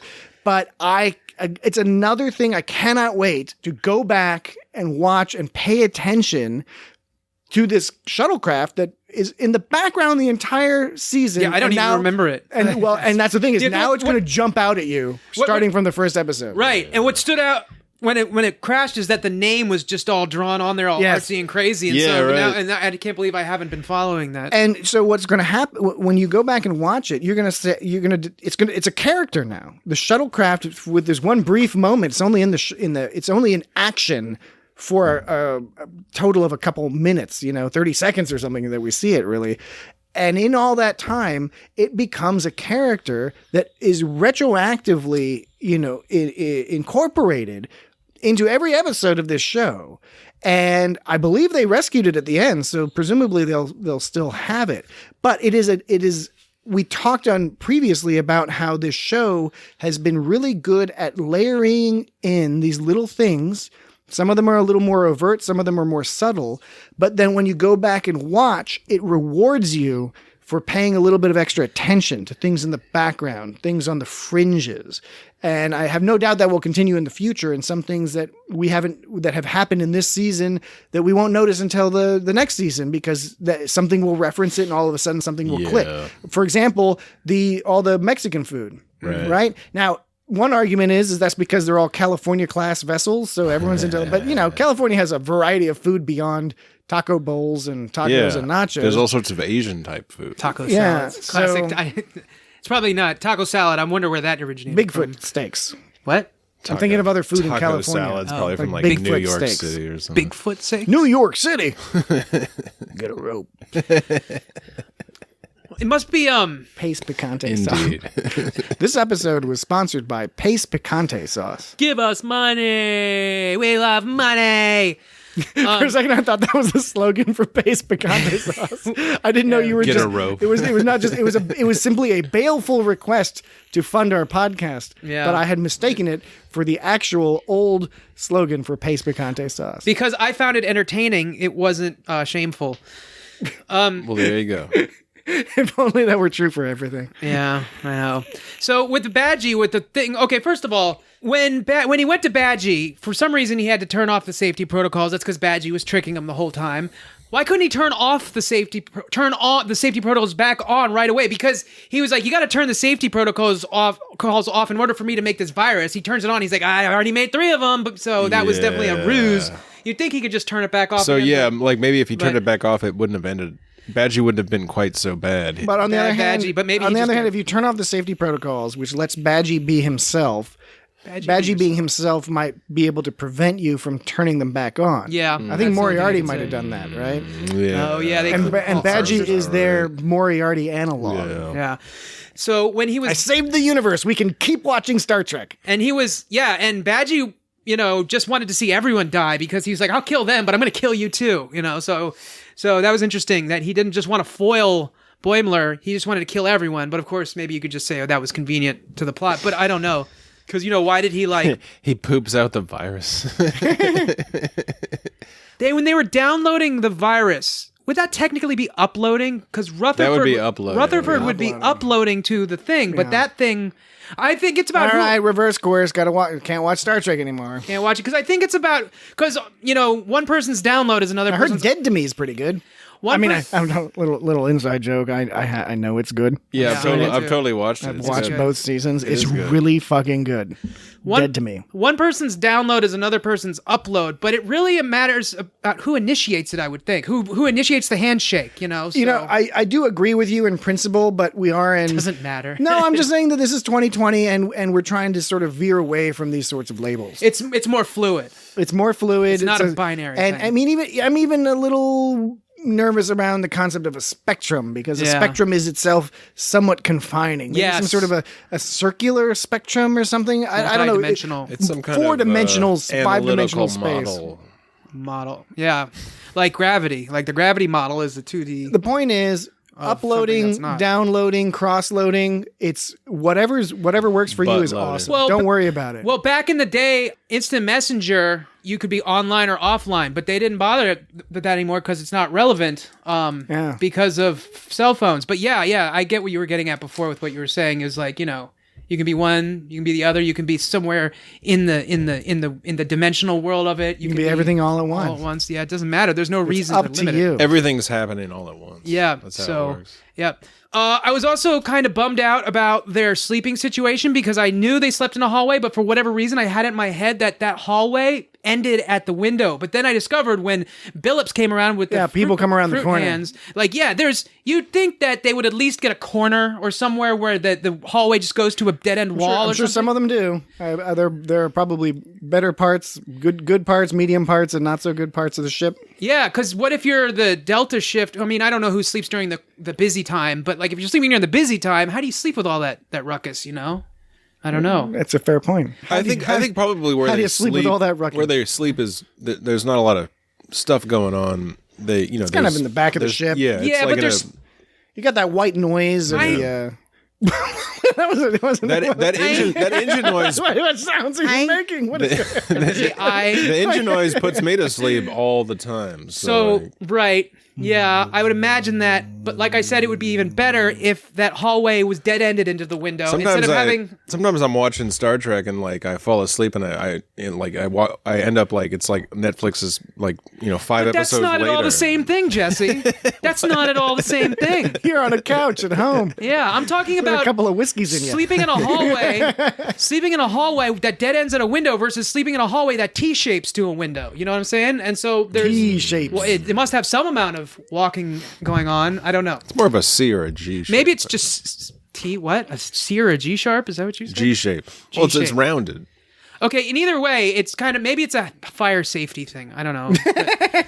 That would make sense, actually. Speaking of Billups, Fire's really bad in space, dude. Yeah, speaking of Billups, the day before she was like saying the day before he thought he called me Jen, and she was like, nobody's named Jen. That was great. Yeah, but of course, Jen's Jen. And Jen then was at bitching at her. the end, like somebody's calling her Jen when she's calling because she keeps calling Boimler, and then you hear somebody say like, "Stop it, knock it off, Jen." or Yeah, She said they say knock it off, Psycho, and then Mariner says shut up, Jen. something. Okay. Yeah, because Jen was all giving her shit. Jen's at the one very she end. pushed out of the way. Damn. She's the Andorian, right? Oh, is she? I think that wasn't that Jen that she pushed out of the way in that hallway. I think that's in that Jen. same episode? That's right. No, that was a couple episodes Yeah, a few back. episodes back when she's running through the hallway. She's like, and she just out of the way. out of the way, Jen, and she shoves her Okay. aside. I missed that. The Adventures of Jen the That Andorian. was a few episodes. That was like because you were just like, what happened there? There's a lot going on in these episodes. I know. We'll have to watch the entire Yeah. season again. Like I know I went back and watched like the first couple of 3 of them or something, but I definitely now that there's we've seen the whole thing, I want to like go back and like a couple of repeat view-ins. We done seen the whole thing. I'm gonna done see it all over again. But real quick, Shax's, just I know we've touched on it, but his end scene was both very sad and also triumphant because on his flight over to the Pakled ship, I mean, he's yelling, "This is the best day of my life!" And he has this huge smile on his face. He kicks some Pakled ass, and then, like you said, he shoves the shuttlecraft out of the hull, and when it explodes, when the Pakled ship explodes, he just has this like aha As he's fucking people up. Yeah, he is enjoying himself, and as Freeman said, he's now with the Prophets. See, that's how to die right there, man. Yeah. In TNG, you lose the security officer early in the series. Yeah. This is kind Lieutenant of Yar. Lieutenant Yar. Oh, yeah. Interesting. So it's You kind also- of a similar kind of. It is. I didn't even think about that. You lose that's a good point. Yeah, that's a good point. So then Glad whoever they- replaces this guy could be a significant character. Yeah. Yeah, Or not. Or not. Who knows? Who knows? maybe it'll be Mariner. Yeah, that's what I was kind of thinking. Like maybe it's Mariner. Well, okay, so I Maybe noticed... it's Maybelline. I noticed that and I hadn't noticed this before, but Tendi and Rutherford, are they technically upper deckers because they were on the bridge for the episode when you mentioned Mariner? No, but Mariner and Boimler are on the bridge all the time. A lower decker doesn't mean you're not working on the bridge. it mostly means you're an ensign. It means you're basically it means you're an ensign. You're a junior officer, Yeah. and you Or you haven't been given your own room assignment yet. Yeah, I guess that's like the extras they haven't when they call them the red shirts in the original series or whatever. Yeah. It's just like that's those That people. was some or of them, something. yeah. Oh, speaking of there's the TOS joke, which was kind of forced, but also kind of amusing. Oh, about Those old scientists. Yeah, which they mentioned Scotty and Spock, Yeah. but not Bones, who was, I guess I'd consider him a scientist, Well, he's a doctor. He's a medical doctor. I don't know if you call him a scientist. It depends on the doctor. I don't know. What'd you think of that joke? I thought it was a little bit forced, but it was just kind of audience. Well, it's like candy or whatever. you call it. Totally. No, I liked it because it's like, wait, what did he just say? And I thought it worked because Freeman was like, "What?" Yeah, exactly. Yeah, she's like, what? TOS? What? Yeah. She That's pulled what I up call the 2260. Freeman. By the way, that's an order alert. She pulled a that's an order where she ordered Mariner to break all the rules, and then she gave her a bunch of shit after she did that. But of course, she just wanted to. It was for other shit. She just but I mean, she was like, break all the rules, piss me off, do something really reckless. That's an order. And then she got a little snippy with her about it afterwards, but that's probably just her way of jabbing. And as Jesse noted, she was mainly criticizing her for what she did on Beta 3. Yeah. But she did mention the contraband in the. Yeah. Well, yeah, that's the true, contraband yeah. helped, but Illicit it was drugs. also it was a pre-existing to her. And I The like how personal use trouble? Riker was hooking her up with something like Romulan ale and some other types of contraband. Oh yeah, but don't let that pass, Dan. The personal use tribble, like the tribbles, like she's like that's for personal use. Yeah. Yeah, which is awesome. Maybe it's just it's just a pet and be snuggly with. Yeah, so it's funny that the exocomp, real quick, it was humorous that it came out and it was sentient and evolved, which was the argument of that episode in TNG. Yeah, so it's funny that it came out. Kids now and stuff. Yeah, so that's Bratty kids. yeah. Probably the dad knew Data and wanted his daughter to join Starfleet in order to repay his debt to Data because Well, didn't she say that she was trying to piss off her dad? Yeah, exactly. I'm imagining this scenario where one of the exocomps that Data helped save because Data said they are sentient, and Data helps basically create their lineage. I mean, not create it, but continue their lineage. I imagine that one of those exocomps got together with another exocomp, built a baby exocomp, and was super excited to push that baby exocomp. Oh no, you're right. They wanted to make the dad angry, so that doesn't work. Well, my idea is better. Mike McMahon. My idea is better. Hey, Mike McMahon. The exocomps would love Starfleet and Data. What's the matter with you? They might not like Starfleet. To be fair, all right, I'm course correcting and fixing this. They might not like Star Trek. They might like Star Trek. They might not like Starfleet, but they do like Data because Data helped them in contravention of Starfleet orders. Because Starfleet wanted to kill them. Not to kill them, but to send them to their deaths for menial tasks. And Data said, no. He said, no, don't do that. No. Don't do that. Don't do that. That's the Data voice. Data said, no. 8 a.m. Data. Don't do that. Don't do that. Hey, these robots. Data always trying to tell you not to don't do that. They're pretty clever, these robots. They got all sorts of funny noses. He said, what are you talking about? Well, any kind of nose you need. They just they do a little beaming effect, and they do a little replicative thing, and they got any kind of nose you can imagine. You want a big nose? You got a little nose. Dan is displeased by this bit. No, I'm not. I'm trying to think of some. I was trying to think of like. He's like looking at both of us. Like, what? Total exasperation. Well, what are you guys doing? I was trying to think of some way to insert replicatory in there, but I was like, why are you going to insert something replicatory? Yeah, like, it's a good word though. Yeah, that's I get. why. I get it. Yeah. I get it. You know when you fall in love with that joke. Yeah, and it's not right. You gotta it's learn not to ready. let go. But you sometimes you just gotta say it. You just love it. You just love it. You just So gotta put it out there. I didn't deliver it. I just said what I was going to say.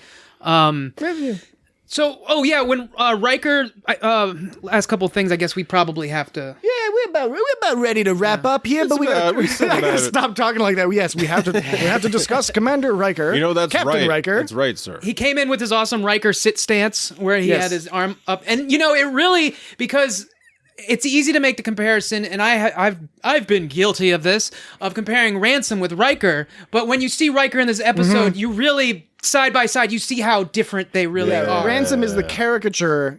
He's the insecure version. In fact, in this episode, we realize that he's one of those guys. It's a special type of creature that can both have the insecurities that drive the hypermasculine behavior, but the hypermasculine behavior is okay with having is so masculine that it's okay with having the insecurity. Yeah. And that creates some sort of a psychological vortex that creates Ransom.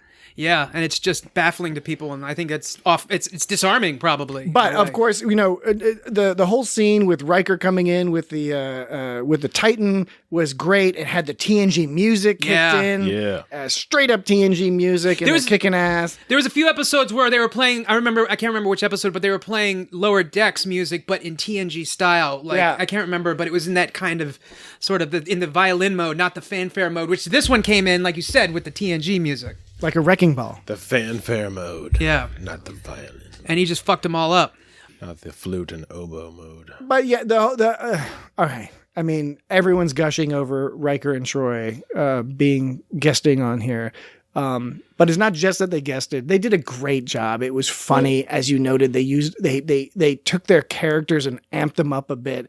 Riker's having really fun. Jonathan Frakes is having a lot of fun. I read that it was a really good time. Jonathan Frakes was there, and he sounded like he might have been a little stoned. And all the dudes are the dudes working on the show are all super Star Trek geeks. So everybody was just everybody was just geeking out. Yeah, I can believe it. It's like it's a harkening back to the earlier part. You remember when Ransom is all saying I can get hard if I want to. Oh yeah, actually, I just wanted to read this. I don't know if it's going to work. No, read that out because that one was good. I'm going to read it just deadpan, and I'm not going to pretend to act it. It says so that interchange was.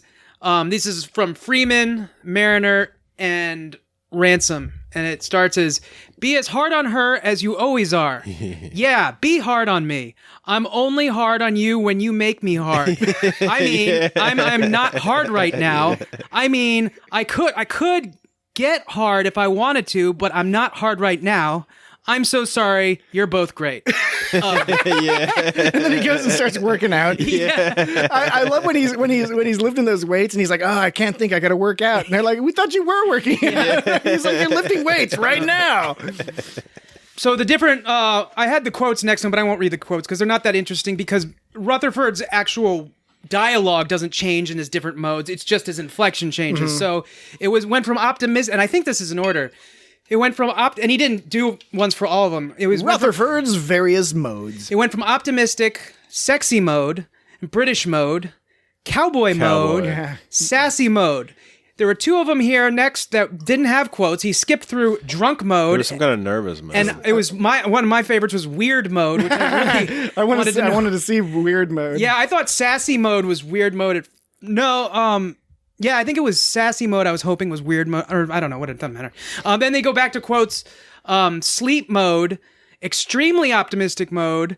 Then there was one sing-songy one that the caption just said sing-songy, and I'm assuming that was more extremely optimistic mode. And then these next ones he didn't quote on anything. He said there was passive-aggressive mode, bro mode. Yeah, bro mode. Hot take mode. Yeah. And then that was a straight up Woody Woodpecker. That was good. And then we went back to normal mode. I think it was sassy mode. I thought that was weird mode because he was acting all kind of like weird, but no, that must be weirder than sassy. I really want to know what weird mode is. So yeah, he doesn't. And after hot take mode, I'll he got show back you to what normal weird mode. mode is. Yeah, I would really like if you did. I'll show you. We'll be finished with the podcast in a second. Then Jesse and I are going to show you. Then we're going to show you what's weird. We're going to get a little weird on Getting you. weird. Are we going to record that? Get ready, sir. Extras. We might record that for the other podcast. It's got all sorts of stuff. Yeah. Yeah. All right. Any other concluding comments about this episode? I think we all thoroughly enjoyed it, except for Dan, who had an extreme criticism that it wasn't a 2-part episode. There was a bit. Yeah, I know. No, it's true. Like, okay, I know it's easy to just say, I wish it was longer, but there were parts where I felt like stretched a little. I thought I did think it worked all perfectly, but it did leave you really wanting more. Yeah. And I felt like that. I've enjoyed every episode. Some I find a little bit more interesting than others, but this last half of the season sort of accelerated up into this, and it'll be very interesting to see how they reset themselves and where they go. To me, they've sort of set themselves up like Deep Space Nine style in that they've introduced a number of characters, some that are on the ship, some that are outside of the ship, some that are enemies, some that are allies or potential allies, right? So you still have, what's his name out there? The obnoxious ensign who caused them all that trouble. Oh, fuck. Oh, Fletcher? Fletcher, yeah, Ensign Fletcher. He's out there somewhere. He's a lieutenant, I think. Now he's a lieutenant. You're right. Although no, he got kicked out of Starfleet. I think he got fired. He went to the Titan. And it wasn't even court martial. They were just like, you got fired. He was like throwing garbage into the warp core or something. But the point is that they've set themselves up with this whole world now, and beyond that, they've separated Boimler from the rest of the Cerritos crew. So Riker called him Boomler. Oh, really? That's awesome. Yeah. So now we have a whole new trajectory, and it reminds me to Deep Space Nine season 6, sort of, when they're off the station for a while, and then there's all this other, there's a bunch of stuff going on, and the storylines are all coming together, but they also still work individually. And they've been very successful this season to doing that. I'm hoping, and I'm frankly quite confident that they'll be able to continue doing that as they spread more tendrils and build out more of the world of this particular period of time in the Star Trek history. Word. Jesse, what'd you think? Well, I wanted to talk about the cat doctor. Because I think there's a scene in this episode where they rush into sickbay and she's all like, Mwah. Yeah. And the only other occasion that I remember seeing is on the animated series. They're referenced in I think they're referenced, but that's the only one you see as a character, and it's a much different sort of character. It's a very 70s kind of sexy cat creature. She's often filling in for Uhura. She purrs. I think she is even played by Nichelle Nichols. She purrs while she fucking talks. Like this character is like a cartoon cat from that show Space Cats, or Heathcliff. If anybody knows or Heathcliff, and it's always. They it's always about like how she's an actual cat. She's talking about getting shit stuck in her fur. She's going like meow. She's shedding fur on the she's conference shedding room. fur. She has like an attitude. Like If she has a potty mouth. like she's a cat in a coat. there's that comment, which is I for some reason like that's just. I think that's just a hilarious thing to say. Yeah, like it's a winner. I think it's. I think Michael Burnham. Maybe it's Michael Burnham referencing having had a Cation commander or something. Roommate. A roommate, a Cation roommate. Yeah. That's wild. Yeah. In fact, we have a lot to thank of Discovery for in terms of there's references like that starting in the first season that help codify the animated series place in the official Star Trek canon, because there's been a long debate among fans. Some fans dismissed it as a children's show, which I would argue vehemently against. Although I watched it as a child, I wouldn't put it in the same place as some of the other children's cartoons that were out there. And also a lot of fantastical things happen on the animated series. And some people use that as an excuse to say, well, that way that's why it's not canon. But it's an animated series. They were able to do things that they would have totally done on the live action show if they had any way to film that.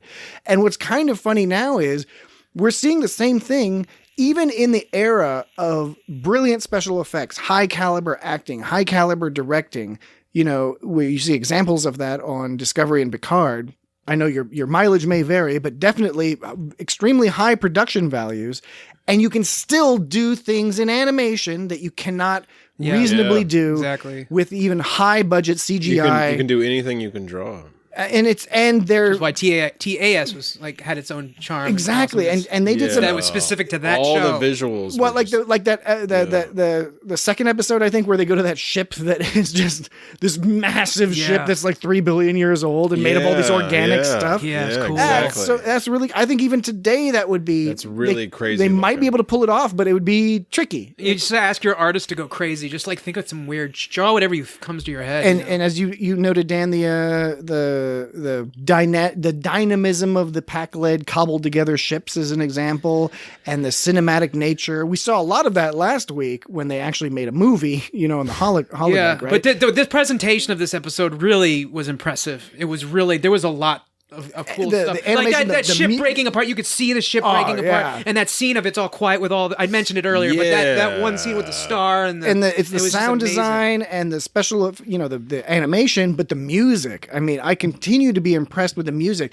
And again, the opening theme, it's catchy. It's Star Trek / Orville. I have no problem with it. It's not my favorite opening theme, but the rest of the music in this show is intense. Yeah, and way more. The score is really good. Yeah, and I really liked the significant portions of the music direction on Discovery and Picard, for example. But here it's really almost like Star Wars style or Star Trek 2 style, a part of the story. Yeah. It jumps out at you. It's like cartoons, like back in the day, all those like Looney Tunes cartoons and Disney cartoons. They had the music was so much a part of the cartoon. All this, it was just doing all the sound effects. You had instruments playing funny little noises all the time. Yeah.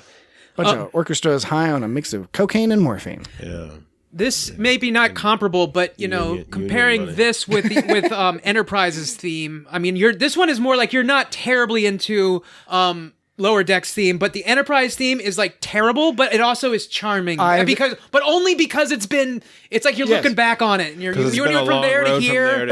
Yeah, now you're looking back and you're like, no joke. So I've had this discussion on Facebook and on Twitter with some other Star Trek fans, and somebody on Twitter asked a question or something about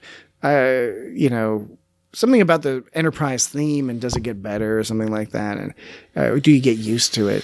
And I described the life cycle of the Enterprise theme, which is initially you hate it. Yeah, I mean you hate it. What the fuck is this shit? You hate it. You're and expecting a bunch of horns and shit. You have reason to hate it, and one of the reasons you hate it is because the visuals of the opening scene are such a clever idea for Enterprise, showing all these, Amelia Earhart and stuff like that.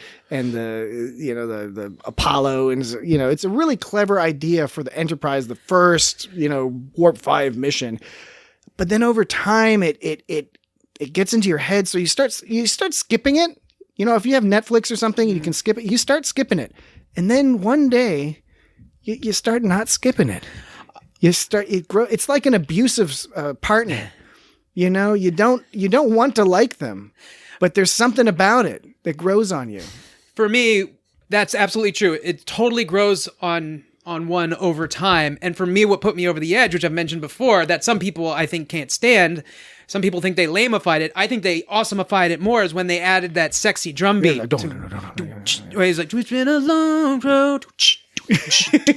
Getting from there to here. You know, that kind of thing. It's upbeat and fun. Upbeat and fun. So it's not really comparable because how do you compare something? Because there was a strong emotion about Enterprise theme either way. Whether you liked it or not, there was an emotion. But with Lower Decks, it's more like it's not giving me much emotion. It's serviceable. I have nothing against it, and in fact, it has grown on me in the sense that I can remember it. It's in my head, but it doesn't excite you. It doesn't excite me. But you know what? Honestly, and I know I'm somewhat in a minority here. I like this in a similar way. This is difficult to convey because then a bunch of people get mad at you. I like this in a similar way that I like the Voyager theme. Mm-hmm. In that I did not dislike the Voyager theme. Yeah, I was fine with the Voyager theme. It doesn't quite. It signals to me that Voyager's on, but I know for some people it gets like all sorts of juices flowing. That doesn't really get it for me. And even, you know what? I'm a huge Deep Space Nine fan, but I think it's a great theme, but it is also it's a melancholy-ish theme, which is appropriate to the show. Thoughtful, you know, it's all of that's great. But in terms of themes, for me, it's TNG, and again, I get people mad at me. I really like the theme music to Discovery. There's something about it. That's good stuff. Yeah, I don't know. Are there a bunch of people that actually don't like the theme to Discovery because it hit on people don't like anything? Yeah, I mean, and the Picard music is good. I know we've talked about this when we talked about. See, Picard. the Picard music, I sort of don't get that much from. I like the opening, all the stuff that's going on, like visually, but the music, it hasn't really hit me. It grew on me a little bit, but it's similar. It's like, all right, Picard's it grew on. on me a lot. Now Picard's on. That's the main role. And you know what? Via this discussion, at least from our own personal things, for me, most of them, that's what they do. They signal the show's on. I'm a Star Trek II James Horner. Like, I used to listen to that tape. I had that tape soundtrack and eventually CD, and I would just play it and go to sleep to it and have adventures in my mind. That's awesome.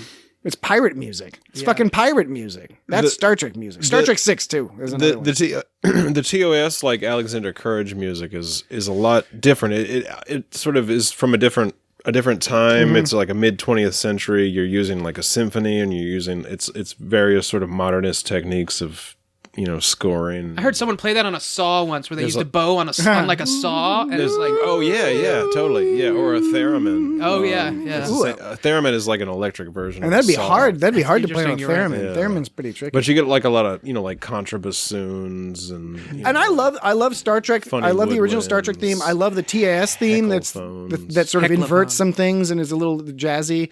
TS theme, but again, I think the Star Trek theme is it's the Star Trek theme, and frankly, TNG is getting close to that, where it's so embedded in your brain and culture that you almost can't appreciate it. Yeah, you know what I'm saying? Right. Yeah, I think we just discussed sort of like what you were saying about editing out the beeps when Mariner said "fuck you." Your brain sort of like puts it in a different library. Yeah, I think we've had this discussion about the Beatles, and for me, a lot of the Beatles music is fantastic, but it's just reached a point where it doesn't really register. Like, you've heard it so many times that you can't appreciate it. You could say that about a lot of great music because you know they put in a truck commercial. The whole radio, commercials and capitalism, and it just. You hear the same fucking song over and over again. It all conspires against us. It becomes robotic, and you're like, well, I can't appreciate this music anymore. Speaking of capitalism, and I just want to point out this one last thing. Tolgana 4. They mentioned Tolgana 4 on this episode as where they're headed to. Someone says... And Boimler's all excited because he's been there. Yeah, so Troy mentions it, and Boimler's mentioning the Klingon district, and then someone mentions Andoria Town, and then Little Ryza, and they were talking about some Little Horgon or whatever. He's like, no, let's bring the regular one. And that was cool because that was, of course, the episode where they were delivering Corin. It was so that was kind of fun that they went back to that. And they one of those guys on the Titan said Cap'n. Oh, did he? I Yeah. decided to Really? say- Yeah, the guy. I didn't catch that. like he said, Cap'n. Maybe they're trying to be cool like Boimler. Yeah, right. Because Boimler's acting like Mariner. Because they think he's all cool. I think I'm really curious to see which direction they go next season. If they go with the Boimler cannot quite keep up the whole being cool thing, or if he's uncomfortable with the cool, like all these people thinking he's cool. If it starts giving him some sort of And weird- all of a Maybe- sudden he's wearing like a uniform that sort of complies with what we think the kind of uniform he should be wearing based on like what, Maybe he'll start getting disenchanted with it like Mariner was or something. I don't know. Well, the uniform thing is actually an interesting thing to point out because people have been debating that online. But we've seen in multiple Star Trek series that first of all, that uniform changes take some time to filter through the Starfleet. Although you'd say, well, can't they just send it through subspace and you can replicate them? But it's resources. I guess it seems like people are talking a lot about how the fact that this show is supposed to take place at a certain era where they should have those gray uniforms, but they have like a sort of a goofy version of like the TNG, like it's it's like a newer version. Yeah, it's sort of a cross between TNG and Star Trek 2 style. But then you have other people in the show wearing the gray uniforms, where you have like the flashbacks where we saw Mariner and she was wearing the gray uniforms. It probably has to do with what type of ship you're on. I think one argument I heard on the internet was that the Titan is a forward, sort of battle ready, and that might be like sort of the war uniform kind of thing. Because wasn't the deal with Deep Space Nine when they had the different uniforms? It was like, well, they're the space station crew, so they have a different. Yeah, sort of. Yeah, they did. Yeah, I guess so. Or they were transitioning, but I don't know. They never, because we didn't see much. The Voyager had that similar uniforms too. Yeah, there's always a little bit of thing. And what's really interesting with the uniforms is most of them are very similar cuts. So apparently the Discovery, old style Discovery and the new like Captain Pike Enterprise style Discovery outfits are actually the exact same cut of uniform, just colored differently. Okay.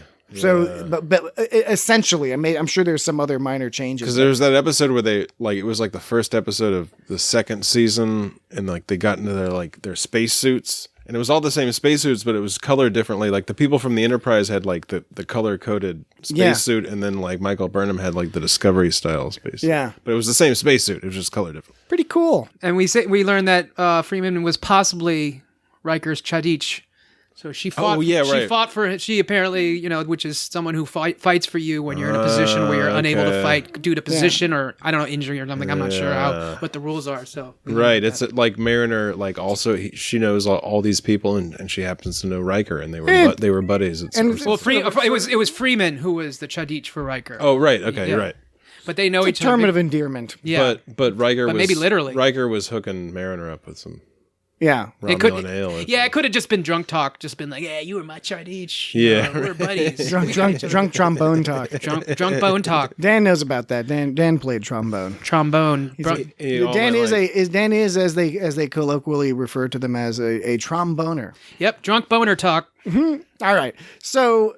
That was it. That was season 1. Trombone. Season 1 of Lower Decks. 76 trombone. We hope you all enjoyed it. We thoroughly enjoyed it. Yes. Which was nice because it's, I won't say it's less fun if the show sucks, but it can be. Well, it is kind of. No, it's. I mean, it can be fun to complain, but not too much. No. It's more fun if it's like, oh well, this episode wasn't so great. I've heard like sports. Not that I listen to a lot of sports radio because I don't, but the kind of I've heard it. And when the home team sucks, the sports DJ is like basically often says, I don't like sitting here talking about a shitty sports team. Mm-hmm. So unless that's just whatever. I think that's a great analogy. But yeah, it's just kind of like, rather it be. So here's hoping that next week we'll also enjoy the premiere of Star Trek Discovery's 3rd season. Getting right into it. This is one of the first times where we've been able to go from like new season to new season without having to like with no break it. Yeah, that's kind of add a like, oh, we'll talk about this episode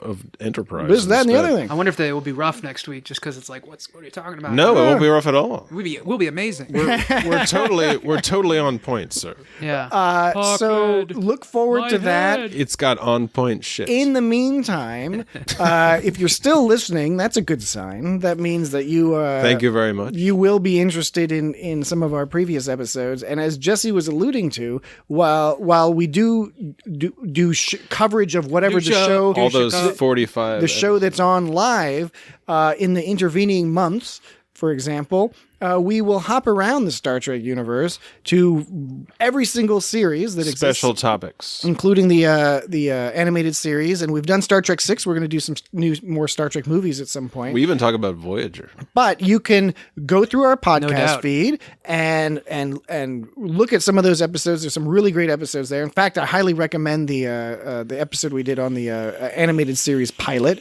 That's a really that's a goofy, fun episode.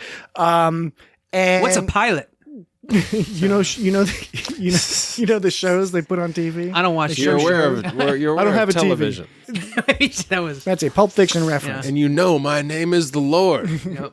So, no, it's quite all right. So you can look through our podcast feed. If you're a super nerd about it and you really want to drill down, if you go to the website, www.itsgotstartrek.com. No apostrophe, because that would break the URL anyway. Yeah, you can sort by individual series or movies or general topics. So like I said, we've only done Star Trek 6 as a movie, and a general topic we did, the most and least funny parts of Star Trek, which was a user submission, or listener submission. That was a top great podcast. episode. That was. It's a long episode. Everyone should listen to that one. That's like one of our best. That is a great episode. It has clips and everything, so you'd enjoy that. But otherwise, you can just click on the series that you like, and any podcast episode we've done on that series, Next Generation, Enterprise, whatever you name it, any of the episodes we've done already will just probably be like episode 35. Conveniently loaded up in there. So go ahead and enjoy that. Otherwise, we will see you next week. And the way you can contact is, I'm looking at Dan, and I get the impression that he might have an idea of how you can contact us. We've already told you the website, so that's it. You're not getting that again. Feedback at itsgotstartrek.com. That's an email address. It's an email address. And it's an email address that will get you right to us.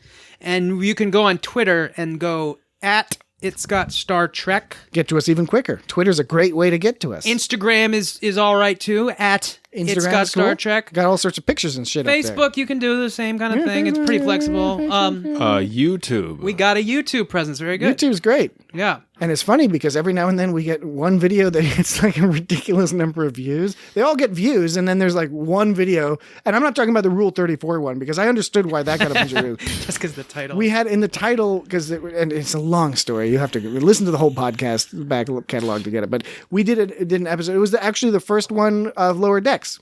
Yeah. Where we were referring to Tendi. We were talking about how there were already people on the internet requesting Rule 34 pictures. Because there's Orion. And the next day you sent us a bunch of Rule 34 pictures. I did, because it was for research.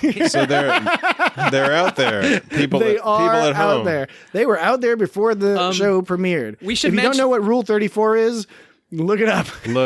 We should mention that the YouTube is not actual video of us, though, so we are not at that. Yeah, of course. So don't get your hopes up. Yeah, we're thinking we want to do some video content at some point down the line. I just don't want them to think it's one thing. It's not. But yeah, we'll let you know if it's video content. Well, one thing. I want them to think it's one thing, but not. You can listen to the podcast while watching a static 100th episode. I'm sorry, I can't talk. The 100th episode of the podcast should be a video podcast. I'm just throwing it out. The thing about when you promise to do something that's way far away, it seems like a good idea, but it eventually becomes the present, and you're like, oh, fuck. That's actually way far away. So it's easy to say now. I've done this a million times. So perhaps... All right, send us money so we can afford it. Send us some money. Yeah. We But can afford that. I'm all for it. Send money to itsgotstartrek.com. And just email us that money. Send it to It's Got Money. And Rutherford came through an invisible trapdoor in sickbay. I just had to say that. Why was there a trapdoor in sickbay? That's right. He did come up. I didn't think of that. Why was there a trapdoor right there? Jeffrey's tubes, man. They go all over. They go everywhere. They go everywhere. Better guy than, Matt Jeffries. What the fuck was he thinking? Better than the flippo tubes. The turbo lifts. The flippo tubes. Flippity flops. Interchangeable Which terms. aren't elevators because, first of all, they don't just go up and down, but also they're really fast. Okay. All right, so that's it for us this week. We look forward to seeing you, or no, we're not going to see you. You can send us pictures. We do look forward to seeing you. Scratch that. We look forward to having you listen. Tweet at us or email us photos of yourself, preferably work-friendly photos. Yes. And please be 18 or older. Yes. Yeah, please be 18 or older. Fully clothed. Fully clothed. Yeah. This is not a weird thing. Male. I mean, it's male only. Over 35. It feels. Are you talking about the president of the United States? Are you trying to get Trump to send us a picture? Jesus, we don't need to be seeing that. All right. No. So that'll be it for us this week. More next week. Discovery, et cetera, et cetera, et cetera. So with that, goodbye. I'm sorry I'm late. I was watching the first Enterprise on the holodeck. You know, Archer and those guys. What a story. Those guys had a long road getting from there to here. Course set for the Talgana system, Captain, awaiting your command. Talgana 4. You know, they have a little Risa. Oh, so then should we take the little Horgan? No. Let's take the one we always use. Ahem. Right. Give me warp in the factor of 5, 6, 7, 8. Oh, the jazz.